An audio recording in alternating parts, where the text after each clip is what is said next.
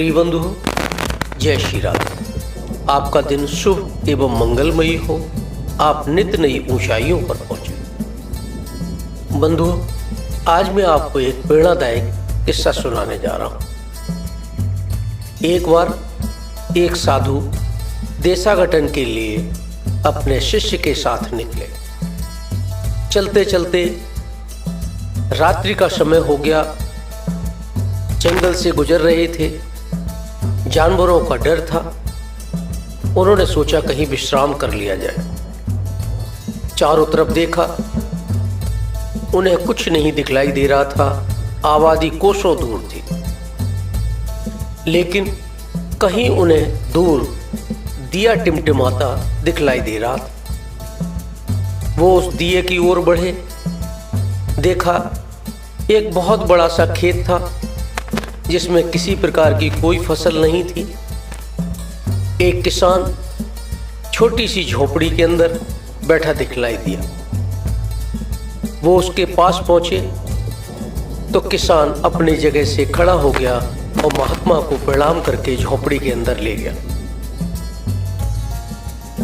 उसने महात्मा को भोजन के रूप में दूध रोटी दी।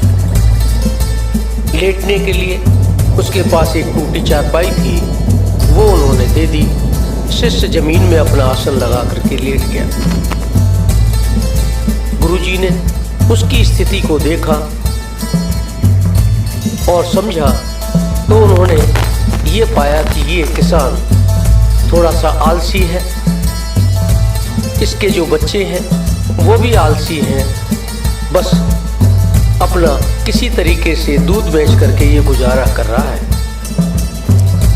एक गाय है, उसी को वो पाल रखा है। उसी के दूध को बेच करके भरण पोषण कर रहा है। प्रिय बंधुओं, ये आलसी तो था। इतना बड़ा खेत, इतनी बढ़िया व्यवस्था, 3 बच्चे, फिर भी परेशान। बालक आलसी प्रवृत्ति के हो गए थे। क्यों? क्योंकि पिता सिर्फ उन्हें खिला रहा था और वो खा रहे थे और आराम से गेम देख रहे थे।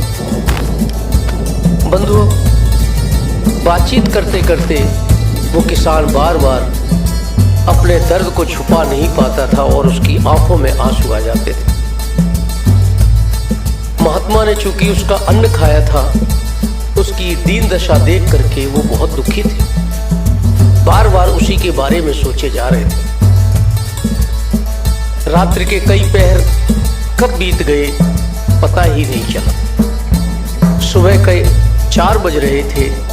अचानक से गुरुजी की आंख खुली। उन्होंने शिष्य को जगाया और शिष्य से बोले, शिष्य, इसकी गाय को खोल लो। शिष्य अचानक से चौंक गया कि गुरुजी को क्या हो गया है, इसकी गाय को खोलने के लिए क्यों कह रहे हैं। लेकिन गुरु की आज्ञा, गुरु पर विश्वास। शिष्य क्या करता, गाय को खोल लिया। खोल करके गुरु ने कहा, इसको साथ में ले लो और चल पड़ो। काफी दूर चले। चलने के पश्चात गुरु ने फिर एक आज्ञा दी, ये गाय को छोड़ दो, दूर जंगल में भगा दो। अब शिष्य को निश्चित रूप से अपने गुरु की बुद्धि पर विश्वास उठता चला जा रहा था। ऐसा लग रहा था, शिष्य बार बार मन ही मन सोच रहा था कि गुरु 60 साल के हो गए, सठिया गए। लेकिन करता क्या न करता, गुरु पे कहीं ना कहीं थोड़ा सा विश्वास था। चुप रहा और जैसा गुरु कहते गए वैसा करता गया। ऐसा करके गुरु शिष्य देशागठन के लिए आगे बढ़ गए। कई वर्ष बीत गए। 7-8 वर्ष के आसपास बीत गए होंगे। गुरु शिष्य उन्हें उसी रास्ते से देशागठन करके, भ्रमण करके वापस आ रहे थे। उन्होंने देखा, जिस खेत में किसान की झोपड़ी थी, वहां एक बड़ा मकान बना हुआ था। ट्रैक्टर खड़ा था। कुछ लोग सत्संग कर रहे थे और चारों तरफ हरियाली ही हरियाली थी। अब तो शिष्य को पूरा विश्वास हो गया कि हमारे गुरुजी ने जो भी किया वो गलत किया। वो किसान बेचारा गरीब जो दूध बेच करके किसी तरीके से गुजारा कर रहा था, उसकी गाय को भी गुरुजी जंगल में छोड़ करके आ गए और बेचारा दर्द से अपनी जमीन और सभी चीज बेच करके यहाँ से चला गया है। और कोई जमींदार, बड़ा जमींदार यहाँ आकर के खेती कर रहा है। उसे बार बार उस किसान का चित्रण करके दर्द हो रहा था। गुरु तो आखिरकार गुरु ही होता है। शिष्य के मन की बात को ताड़ गए, उठे, बोले शिष्य धैर्य रखो, मेरे साथ चलो। जहां सत्संग हो रहा था वहां गुरुजी पहुंचे। देखा क्या कि वहां वही किसान, जो किसान कभी गरीब हुआ करता था, वो सत्संगी बना बैठा था, प्रवचन दे रहा था। गुरुजी को देखा, उठ के खड़ा हो गया। उठ करके खड़ा होकर के गुरु को प्रणाम किया और प्रणाम करके आदर सत्कार किया और बैठाला, आशीर्वाद दिया, जलपान कराया। गुरु के साथ साथ शिष्य भी उसकी स्थिति को देख रहा था। ट्रैक्टर खड़े थे, पशु संख्या में काफी थे और ऐसा लग रहा था धन वैभव बरस रहा है और आत्मिक शांति उसके चेहरे पर किसान के दिखलाई दे रही थी। गुरुजी ने पूछा, ये सब कैसे हुआ? शिष्य बोला, गुरुदेव ये सब आपकी कृपा से है। गुरुजी ने पूछा, मेरी कृपा कैसे? मैंने क्या किया? मैंने तो तुम्हारा कोई सहयोग ही नहीं किया। तो उसने कहा, गुरुदेव जब रात्रि के समय हम भोजन कर रहे थे, उस समय आपने मेरे से कहा था कि बंधु तुम्हारा एक ना एक दिन उद्धार होने वाला है, तुम्हारे दिन बदलने वाले हैं, समय बदलेगा, परमात्मा का तुम्हारे साथ आशीर्वाद है। और जब भी कोई सफलता प्राप्त होती है उससे पहले थोड़ी सी परेशानियां आती हैं। उन परेशानियों का धैर्यपूर्वक आत्मबल के साथ विवेक से सामना करना। कभी भी विपरीत परिस्थितियों में अधीर मत होना, अपने स्वाभिमान को बचाते हुए कार्य करना। बंधुओं, आपत्ति के समय जो व्यक्ति धैर्य से कार्य करता है, सफलता निश्चित रूप से उसको मिलती है।